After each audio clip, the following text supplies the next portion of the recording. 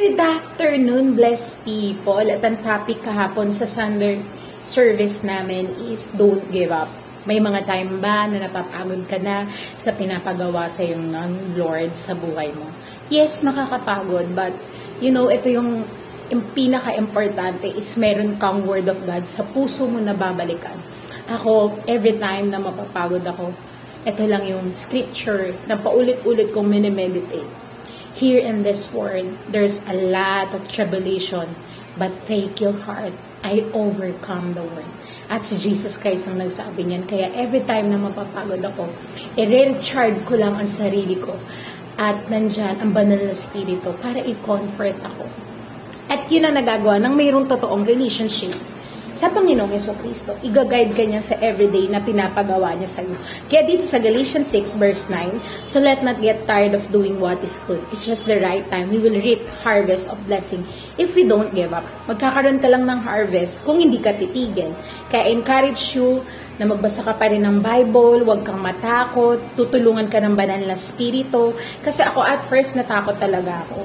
Pero yun mo, nadidinig ko ang boses ng Diyos. Hindi ko naman nadidinig ang boses ng Diyos noon. Matitakot talaga ako, kaya tinakbuhan ko at ayokong mag-aral. Lagi niya sinasabi, you need to learn. Wala pa akong church nun, wala rin akong ministry. Catholic kasi ako nun. Kailangan mo mag-aral. Tinatakasan ko talaga ang pag-aaral. Sabi ko, Lord, ayoko mag-aral. Tapos na ako, graduate na ako. Ayoko, ang dami-dami nito. Natatakot ako mag-aral nito. Ba't mo pag-aaralin ng Bible? Dami-dami. But, the grace of God is new every morning. At ang banal na spirito, hindi kanya pipilitin gawin yung mga papagawa sa'yo ng Lord. Hihintahin ka niya kung kailan ka magsasubmit. At nagpapasalamat ako at nakinig naman ako sa leading niya.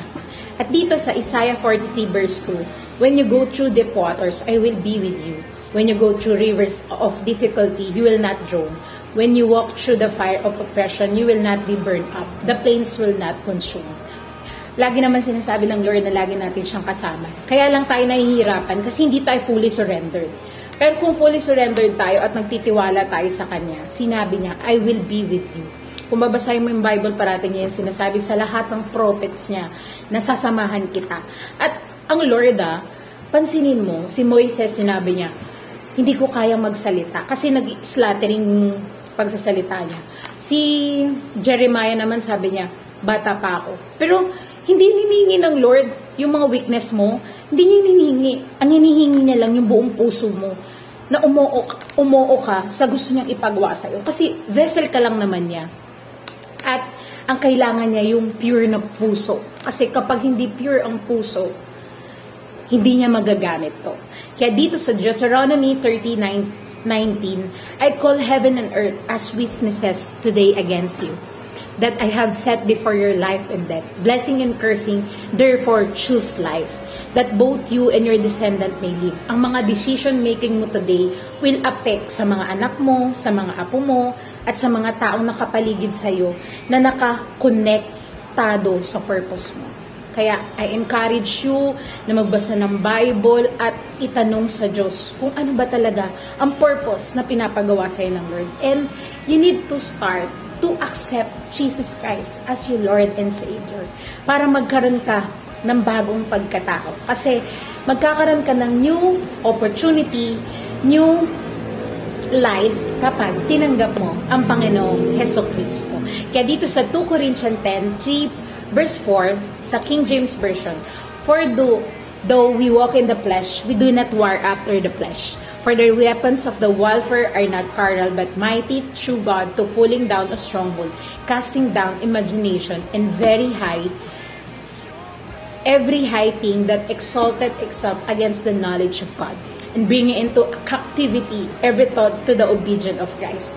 Siyempre, meron tayong flesh at hindi tayo nakikipag-away sa tao because for we are not fighting against flesh and blood, tayo ay kailangan maging obedient sa mind. Kailangan natin i-cast down lahat ng imagination natin. Ano ba yung mga imagination natin? Yan yung mga lust, mga immorality, mga iniisip mo na hindi naman totoo. Gumagawa ka ng kwento na fantasy sa mind mo na hindi naman totoo. Ang ilagay mo dyan ay Word of God. Kailangan mapalitan ang mind mo ng Word of God. Kailangan ka mag-meditate. Itagalogin natin Kung nabubuhay man kami sa mundong ito, hindi naman kami nakikipaglaban ayon sa pamamaraan ng mundong ito. Ang sandata namin sa pakikipaglaban ay hindi makamundo, kundi ang kapangyarihan ng Diyos na nakakapagpabaksak ng mga kuta. Sinisira namin ang mga maling pangangatwiran, ginagapi namin ang lahat ng pagmamataas laban sa kaalaman tungkol sa Diyos, at binibihag namin ang lahat ng isipan upang matutong sumunod sa Diyos. So, ang dapat natin gawin ay we need to surrender our lives to Jesus at kailangan nating mag-repent at mag-renew ng mind. Sa kasama sa pag-renew ng mind, ang magbasa ng Bible, daily na magbasa ng Bible at magpasubmit sa purpose na gustong gawin sa iyo ng Lord. Whoever calls on the name of the Lord will be saved. Thank you everyone. God bless.